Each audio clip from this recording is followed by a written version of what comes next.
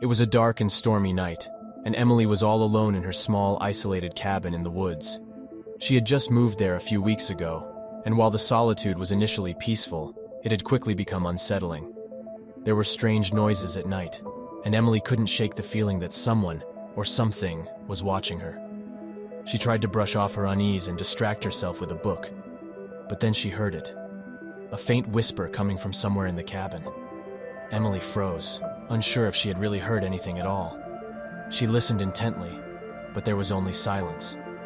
Just as she was about to write it off as her imagination, the whisper came again. This time it was clearer. It sounded like a woman's voice, but it was too quiet to make out the words. Emily's heart was pounding in her chest as she cautiously got up from her chair and began to search the cabin for the source of the voice. She checked every room, but there was no one there. As she turned to head back to her bedroom, she caught a glimpse of movement out of the corner of her eye. She whipped her head around, but again, there was no one there. The whispering continued throughout the night, growing louder and more urgent as the storm outside intensified. Emily was paralyzed with fear, and the hours dragged on painfully slow. When morning finally came, Emily was exhausted and terrified.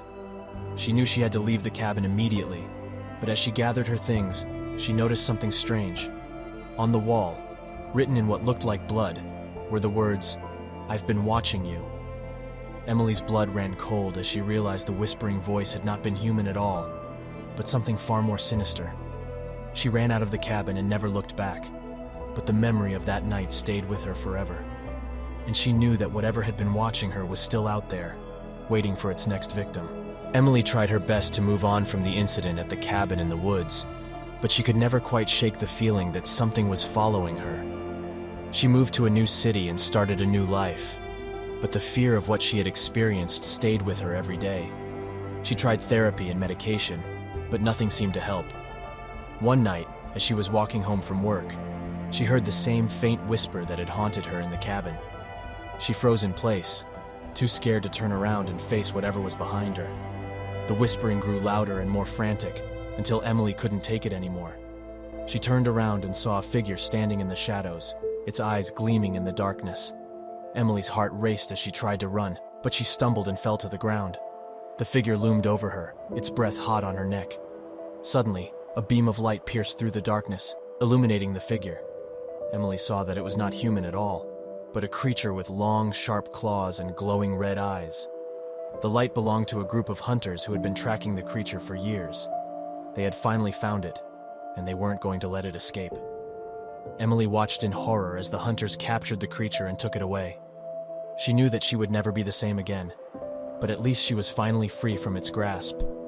As she walked away from the scene, Emily couldn't help but wonder how many others had fallen victim to the creature's whispering voice.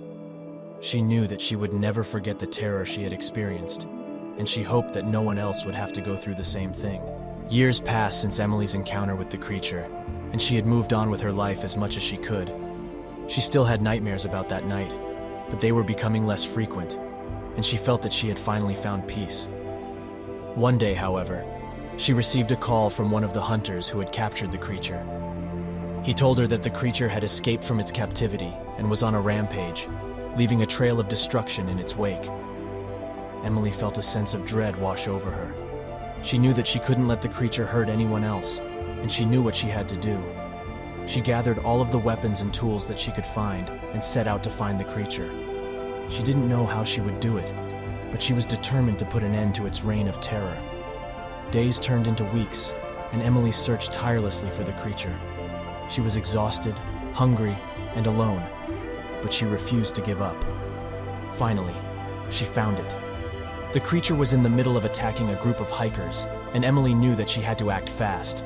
She charged at the creature, wielding a sharpened stick, and managed to drive it away from the hikers. But in the process, she had suffered a fatal wound. As she lay there, bleeding and gasping for air, she knew that she had saved the hikers and put an end to the creature's rampage. But she also knew that she wouldn't make it out alive. With her last breath, Emily whispered a prayer of thanks and asked that her family and loved ones would be taken care of. And as she closed her eyes for the final time, she knew that she had finally found the peace that she had been searching for all these years.